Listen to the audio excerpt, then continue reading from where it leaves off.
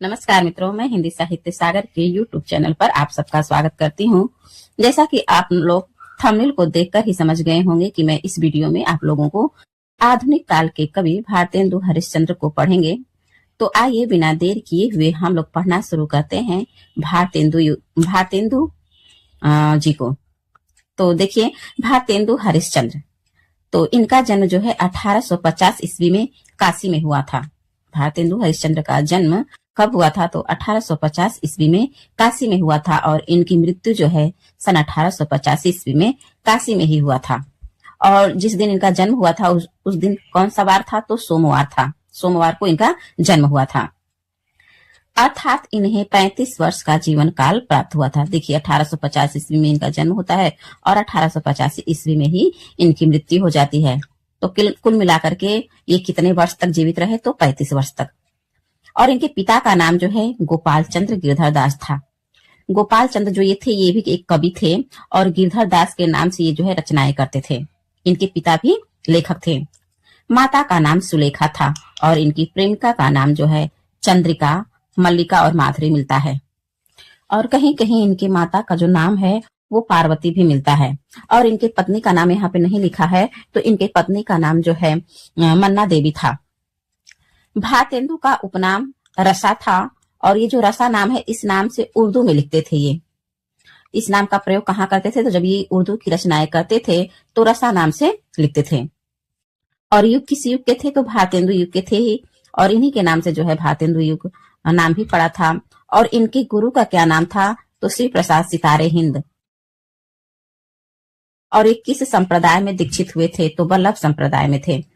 और इनकी प्रथम रचना जो थी वो विद्या सुंदर थी, जो कि 1868 ईस्वी में लिखे थे। तो भारतेंदु हरिश्चंद्र की प्रथम रचना कौन थी? तो विद्या सुंदर थी 1868 ईस्वी में। भारतेंदु की प्रथम पत्रिका कौन थी? तो कवि वचन सुधा था और इसका भी समय 1868 ईस्वी है। प्रथम खड़ी बोली की रचना तो फूलों का गुच्छा था। भारतेंदु हरिश्चंद्र का प्रथम खड़ी बोली की रचना जो कौन सा है? तो फूलों का गुच्छा है। और प्रथम रचना कौन सा था? तो विद्या सुंदर था 1868 ईस्वी का। प्रथम संपादित समाज क्या था? तो कविता वर्धनी सभा 1870 ईस्वी। भारतेंदु हरिश्चंद्र उर्दू में रचना करने के लिए रसा उपनाम का प्रयोग करते थे। और देखिए, किसे हिंदी साहित्य का वैतालिक कहा गया है? तो भारतेंदु हरिश्चंद्र को। और ये प्रश्न किसी न किसी परीक्षा में पूछा गया है, इसलिए मैं इसको अपने नोट्स में मेंशन कर ली हूँ। जो भी प्रश्न महत्वपूर्ण लगता है वो उसको मैं अपने अपने नोट्स में लिखते जाती हूँ। आगे पढ़ते हैं कि इस चलन को आगे बढ़ाने का कार्य बद्री नारायण चौधरी, प्रेमघन और जगन्नाथ दास रत्नाकर ने अपनाई। किस चलन को? तो जो भारतेंदु, आगे पढ़ते हैं, क्योंकि भारतेंदु रसा, प्रेमघन, अब्र तथा रत्नाकर जकी उपनाम का प्रयोग करते थे। जो भारतेंदु हरिश्चंद्र थे ये उर्दू की जब भी रचनाएं करते थे तो रसा उपनाम से करते थे। तो इसी चलन को आगे बढ़ाने का काम जो है प्रेमचंद्र ने किया है। ये जो है अभ्र नाम से लिखते थे और फिर रत्नाकर जी हैं, ये जकी नाम से लिखते थे, जकी उपनाम से। तो भारतेंदु का उपनाम रसा था, प्रेमघन का उपनाम अभ्र और रत्नाकर जी का उपनाम जकी है। भारतेंदु हरिश्चंद्र आधुनिक हिंदी साहित्य के पितामह कहे गए हैं और इनका मूल नाम जो था वो हरिश्चंद्र था और जो इनकी भारतेंदु है ये उपाधि है।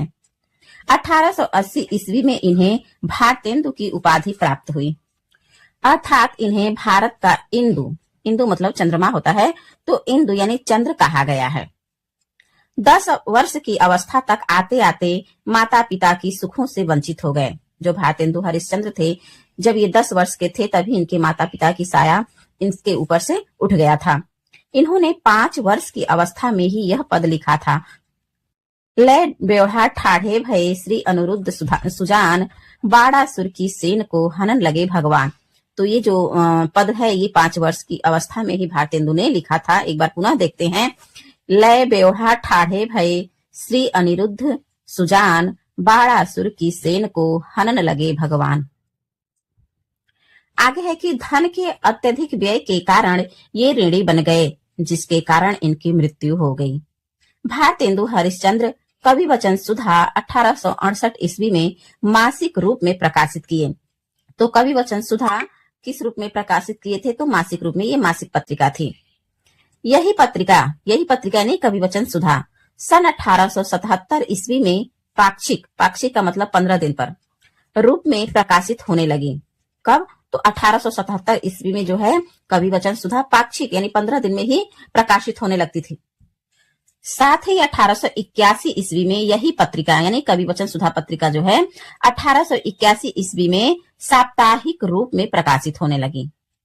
तो यह हिंदी की एकमात्र पत्रिका है। कौन सा? तो कवि वचन सुधा। तो यह हिंदी का एकमात्र पत्रिका है जिसे तीनों रूपों में प्रकाशित होने का गौरव प्राप्त है। तीनों रूप यानी साप्ताहिक भी, पाक्षिक भी और मासिक भी। भारतेंदु हरिश्चंद्र की बहुमुखी प्रतिभा को देखते हुए आचार्य रामचंद्र शुक्ल ने कहा है। क्या कहा है, इसको देखते हैं। भारतेंदु अपनी सर्वतोन्मुखी प्रतिभा के बल से एक ओर तो पद्माकर द्विजदेव की परंपरा में दिखाई पड़ते थे, तो दूसरी ओर बंग देश के माइकल मधुसूदन और शरत चंद्र के श्रेणी में आते हैं। उसी प्राचीन और नवीन का सुंदर सामंजस्य भारतेंदु की कला की विशेष माधुर्य है। यह कथन किसका है? तो आचार्य रामचंद्र शुक्ल जी का है। एक बार पुनः पढ़ते हैं कि भारतेंदु अपनी सर्वतोन्मुखी प्रतिभा के बल से एक ओर तो पद्माकर द्विजदेव की परंपरा में दिखाई पड़ते थे, तो दूसरी ओर बंग देश के माइकल मधुसूदन और शरत चंद्र की श्रेणी में आते हैं। उसी प्राचीन और नवीन का सुंदर सामंजस्य भारतेंदु के कला के विशेष माधुर्य है। आगे है कि भारतेंदु 20 वर्ष की अवस्था में ऑनरेरी मजिस्ट्रेट बनाए गए और इसी समय स्त्रियों के विकास हेतु कार्य किया।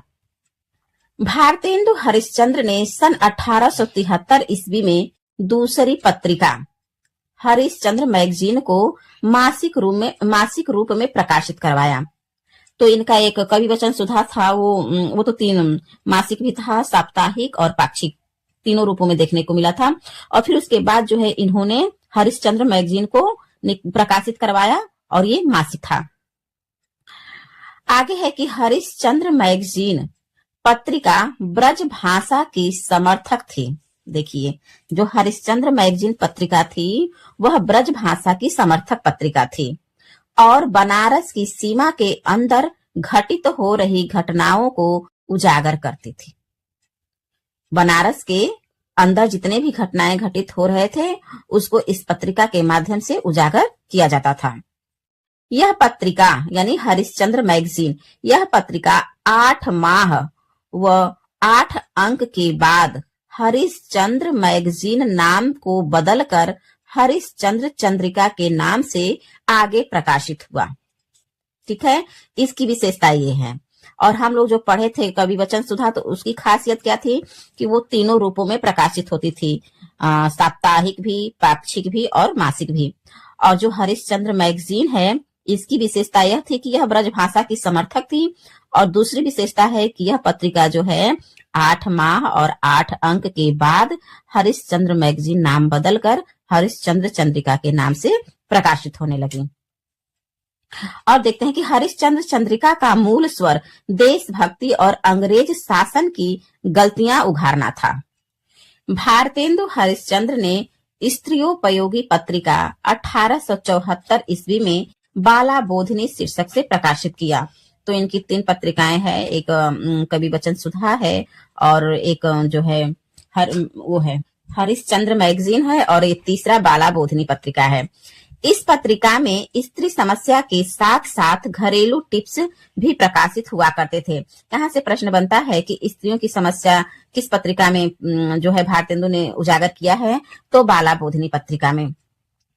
वैष्णव भक्ति के प्रचार के लिए इन्होंने 1873 ईस्वी में तदीय समाज की स्थापना की। तो तदीय समाज की स्थापना भारतेंदु हरिश्चंद्र ने कब की? तो 1873 ईस्वी में। किस लिए की? तो वैष्णव भक्ति के प्रचार के लिए। भारतेंदु ने पेनी रीडिंग क्लब की स्थापना 1873 ईस्वी में की है। भारतेंदु ने अपने जीवन के उत्तरावस्था तक ब्रज भाषा के समर्थक थे, परंतु बाद में द्विभाषी पद्धति के समर्थक हो गए। अतः भारतेंदु ब्रज भाषा में काव्य तो खड़ी बोली में जो है गद्य लिखने के पक्षधर थे। तो पहले ये क्या करते थे, ब्रजभाषा में रचनाएं करते थे, लेकिन बाद में जो है ये खड़ी बोली में रचनाएं करने लगे। जो काव्य की रचना करते थे तो ब्रजभाषा में, और जो गद्य की रचना करते थे वो खड़ी बोली में। भारतेंदु ने अपने जीवन में कई रचनाएं लिखी। पद यानी काव्य की लगभग इन्होंने 70 रचनाएं की हैं। अब हम भारतेंदु के अनुदित नाटक को देखेंगे। तो इनका पहला है रत्नावली। फिर रत्नावली जो है 1868 की है। विद्या सुंदर ये भी 1868 की है। और ये जो रत्नावली है वो नाटिका है, और विद्या सुंदर जो है ये नाटक है। तीसरा है पाखंड विडंबन 1872 ईस्वी का, यह रूपक है। धनंजय विजय 1873 ईस्वी का व्यायोग है। कर्पूर मंजरी यह जो है 1875 ईस्वी का सट्टक है। सत्य हरिश्चंद्र जो है 1875 का है, और यह नाटक है। तो कर्पूर मंजरी और सत्य हरिश्चंद्र 1875 का है। भारत जननी यह जो है 1877 ईस्वी का लघु नाटक है। मुद्रा राक्षस 1878 का, यह भी नाटक है। दुर्लभ बंधु 1880 यह भी नाटक है, और इसको हम कोडिंग से भी याद करेंगे। तो इसका कोडिंग देखते हैं। तो पहले कहे कि जो भारतेंदु हैं वो अनुदित करते हैं। अनुदित करने से समझ जाएंगे कि इनकी अनुदित रचना है। तो जो भारतेंदु हैं वो अनुदित करते हैं रत्नावली को जो विद्या सुंदर है। रत्नावली को जो विद्या सुंदर है, तो रत्नावली से रत्नावली हो जाएगा, और विद्या सुंदर है जो, तो वो विद्या सुंदर हो जाएगा। दो नाटक आ गया इसमें। आगे क्या है कि पाखंड विडंबन करती है, धन विजय करती है, और पाखंड विडंबन करती है धन प्राप्त करने के लिए। तो पाखंड विडंबन हो जाएगा, और धन प्राप्त करने के लिए यानी धनंजय विजय हो जाएगा। तो रत्नावली विद्या सुंदर है, वह पाखंड करती है धन प्राप्त करने के लिए। फिर क्या होता है कि कर्पूर मंजरी सत्य हरिश्चंद्र का साथ देती है। आगे कर्पूर मंजरी आती है और सत्य हरिश्चंद्र का साथ देती है। फिर क्या करती है कि भारत जननी बन करके, जो कर्पूर मंजरी आती है सत्य हरिश्चंद्र का साथ देते हुए भारत जननी बन करके मुद्रा राक्षस को मारती है, और उसको मार करके दुर्लभ बंधु बना देती है। तो इसका कोडिंग आप लोग को समझ में आ गया होगा। एक बार पुनः देखते हैं कि रत्नावली विद्या सुंदर है, वह पाखंड करती है धन प्राप्त करने के लिए। एक भाग में ये याद कर लीजिए, चार नाटक कि रत्नावली विद्या सुंदर है, पाखंड करती है धन पाने के लिए। फिर कर्पूर मंजरी आती है, सत्य हरिश्चंद्र का साथ देती है, और भारत जननी बन करके मुद्रा राक्षस को मारती है और उसे दुर्लभ बंधु बना देती है। तो अभी तक हम लोग पढ़ लिए अनुदित रचना को। अब हम लोग देखेंगे भारतेंदु के मौलिक रचना को, मौलिक नाटक को। तो मौलिक नाटक में इनका है वैदिकी हिंसा हिंसा न भवती, ये है 1873 ईस्वी का है। फिर है दूसरा है प्रेम जोगिनी, जो 4 अंकों की नाटिका है ये, और ये 1875 की है। तीसरा है विशस्य विषमौषधम 1876 ईस्वी का है, और चंद्रावली यह भी 1876 का है। पांचवा है भारत दुर्दशा 1880, नील देवी 1881, अंधेर नगरी 1881, नील देवी और अंधेर नगरी 1881 का है। सती प्रताप ये 1883 का है, और यह जो है एक अधूरा नाटक है, और इसको पूरा किया था राधा कृष्ण दास ने। तो इसको भी हम लोग भारतेंदु के मौलिक नाटक को भी कोडिंग से देखते हैं। जिस प्रकार से हम लोग अनुदित नाटक को कोडिंग से पढ़े हैं, उसी प्रकार से हम लोग मौलिक नाटक को भी कोडिंग से याद करने का कोशिश करेंगे। तो आइए, जो भारतेंदु हैं ये मौलिक रूप में कहते हैं, क्या कहते हैं, वैदिकी हिंसा को देखकर प्रेम जोगिनी जो है विष खा लेती है। बाप रे, देखिए, वैदिक हिंसा को देखकर प्रेम जोगिनी विष खा लेती है। तो वैदिक हिंसा से हो जाएगा वैदिक हिंसा हिंसा न भवती, प्रेम जोगिनी तो प्रेम जोगिनी है ही, विष खा लेती है यानी विषस्य विषमौषधम। अब आगे देखते हैं क्या होता है। एक पार्ट में तो ये याद हो गया कि वैदिकी हिंसा हिंसा न भवती, यानी वैदिक हिंसा को देख करके प्रेम जोगिनी विष खा लेती है। अब फिर क्या है, चंद्रावली, उसकी सहेली यानी प्रेम जोगिनी की सहेली है चंद्रावली, ठीक है। तो चंद्रावली जो है आती है भारत का दुर्दशा देख करके नील देवी के पास अंधेरे में जा करके सती हो जाती है। जो चंद्रावली है वह आती है और भारत का दुर्दशा को देखती है, फिर नील देवी के पास अंधेरे में जा करके सती हो जाती है। तो चंद्रावली से चंद्रावली, भारत दुर्दशा हो गया, नील देवी, और अंधेरे में जाती है तो अंधेर नगरी, और सती हो जाती है यानी सती प्रथा। तो उम्मीद करती हूँ कि आप लोगों को ये कोडिंग समझ में आया होगा। एक बार पुनः देखते हैं बस कोडिंग को ही कि वैदिकी हिंसा को देख करके प्रेम जोगिनी विष खा लेती है, फिर उसकी सहेली चंद्रावली आती है, भारत दुर्दशा को देखती है और नील देवी के पास अंधेरे में जा करके सती हो जाती है। अब आगे हम भारतेंदु की काव्य कृतियों को पढ़ लेते हैं। वैसे तो बहुत सारा इन्होंने काव्य रचनाएं किए हैं, लेकिन जो प्रसिद्ध है उसी को देखते हैं। तो एक है भक्ति सर्वस्व, प्रेम मल्लिका। भक्ति सर्वस्व 1870 का है, प्रेम मल्लिका 1877 का है। एक है कार्तिक स्नान, यह महत्वपूर्ण है। वैशाख महात्म, दूसरा है वैशाख महात्म। फिर है प्रेम सरोवर, आगे है प्रेमाश्रु वर्णन, फिर जैन कुतूहल। इन्होंने एक प्रेम सत्सई भी लिखा है, श्रृंगार सत्सई या प्रेम सत्सई। प्रेम तरंग, प्रेम माधुरी, और है उत्तरार्ध भक्तमाल। आगे है प्रेम प्रलाप, 1879 का है। होली, एक इनका काव्य है होली, 1969 का। फिर मधुमुकुल है। राग संग्रह, वर्षा विनोद, राग संग्रह 1880 का है। वर्षा विनोद 1880 का है। विनय प्रेम 50 1881 का है। फूलों का गुच्छा 1882 का है। प्रेम फुलवारी, यह 1883 का है। एक है कृष्ण चरित्र, यह प्रबंध काव्य है, 1882 का है।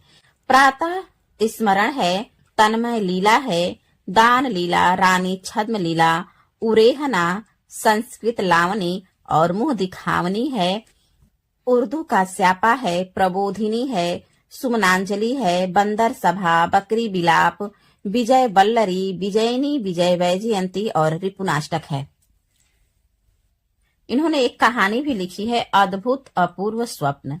इनका यात्रा वृत्तांत देखते हैं, सरयू पार की यात्रा, लखनऊ की यात्रा और मेहदावल की यात्रा। इनकी आत्मकथा है एक कहानी, दूसरा है कुछ आप बीती कुछ जग बीती, और इनका 2 उपन्यास भी मिलता है, पूर्ण प्रकाश और चंद्रप्रभा। यहाँ पे मैं थोड़ा सा महत्वपूर्ण जो लगा तो यहाँ पे मैं नोट की हूँ, देखते हैं इसको। हरिश्चंद्र को किस पत्रिका में भारतेंदु उपाधि प्रदान करने का प्रस्ताव किया गया था?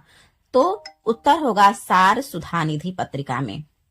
अगला प्रश्न है कि भारतेंदु युग को आदर्शवादी गीति मुक्तक परंपरा नाम किसने दिया? तो रामविलास शर्मा ने। आगे हम लोग भारतेंदु के निबंध को भी देख लेते हैं इसी वीडियो में। तो चलिए, कुछ जो नया नया थोड़ा सा मेरा नोट्स जो है आप लोगों को गंदा लग रहा होगा, लेकिन कोई नहीं, लेकिन जो भी महत्वपूर्ण प्रश्न है मैं उसको इसी में अपना नोट करती गई हूँ। तो देखते हैं भारतेंदु का निबंध। तो सूर्योदय, एक है कश्मीर कुसुम, ये जो है इतिहास संबंधी है। काल चक्र, फिर है दिल्ली दरबार दर्पण, ये इतिहास संबंधी है। बादशाह दर्पण भी इतिहास संबंधी है। लेवी प्राण लेवी। अगला है तदीय सर्वस्व, जातीय संगीत, ये काल संबंधी है। स्वर्ग में विचार सभा का अधिवेशन, ये हास्य है, हास्य निबंध है। 5वें पैगंबर, ये जीवन चरित्र संबंधी है।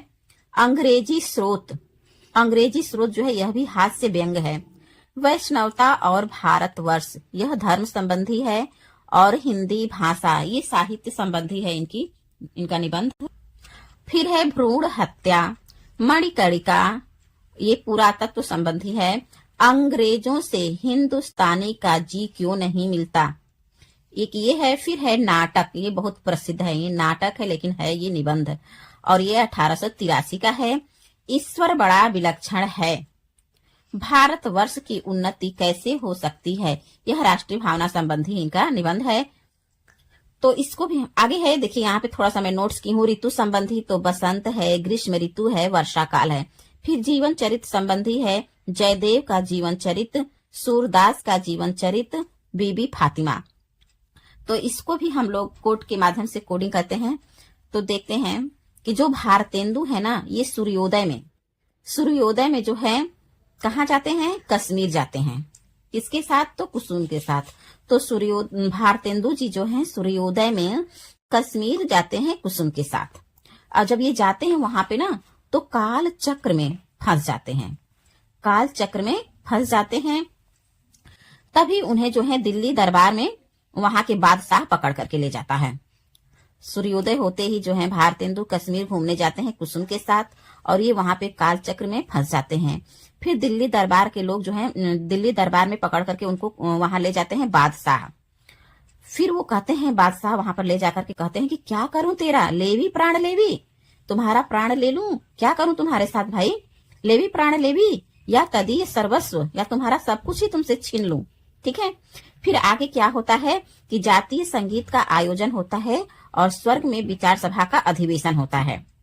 जातीय संगीत का आयोजन किया जाता है और स्वर्ग में जो है विचार सभा का अधिवेशन होता है। और उसी अधिवेशन में, स्वर्ग में जब विचार सभा का अधिवेशन होता है, उसी अधिवेशन में 5वें पैगंबर आते हैं, क्योंकि उनका अंग्रेजी स्रोत है, यानी वो अंग्रेजी में बात करते हैं। जो 5वां पैगंबर हैं वो आते हैं और उनका अंग्रेजी स्रोत है।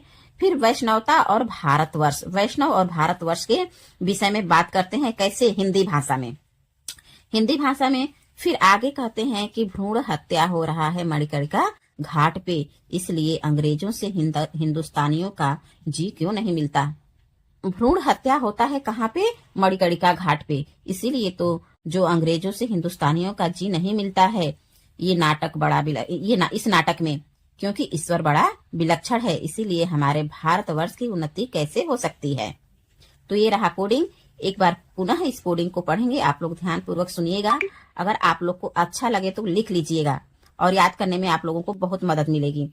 तो एक बार पुनः देखते हैं कि जो भारतेंदु हैं वो सूर्योदय में कश्मीर जाते हैं कुसुम के साथ और काल चक्र में पड़ जाते हैं। फिर उन्हें जो है दिल्ली के दरबार में बादशाह पकड़ कर ले जाते हैं और कहते हैं कि तुम्हारे साथ क्या करूं, लेवी जान लेवी या तदीय सर्वस्व लूं। और तभी क्या होता है कि जातीय संगीत का आयोजन होता है और स्वर्ग में विचार सभा का अधिवेशन होता है। अब जब स्वर्ग में जो है विचार सभा का अधिवेशन होता है तो वहां पे 5वें पैगंबर आते हैं और कहते हैं कि अंग्रेजी इसका स्रोत है, इसीलिए वैष्णव और भारत को कुछ नहीं समझता, क्योंकि अंग्रेजी इसका स्रोत है, वैष्णव और भारत को कुछ नहीं समझता। और हिंदी भाषा में, यहाँ पे देखिए, हिंदी भाषा में जो है भ्रूण हत्या करता है मणिकर्णिका के घाट पर।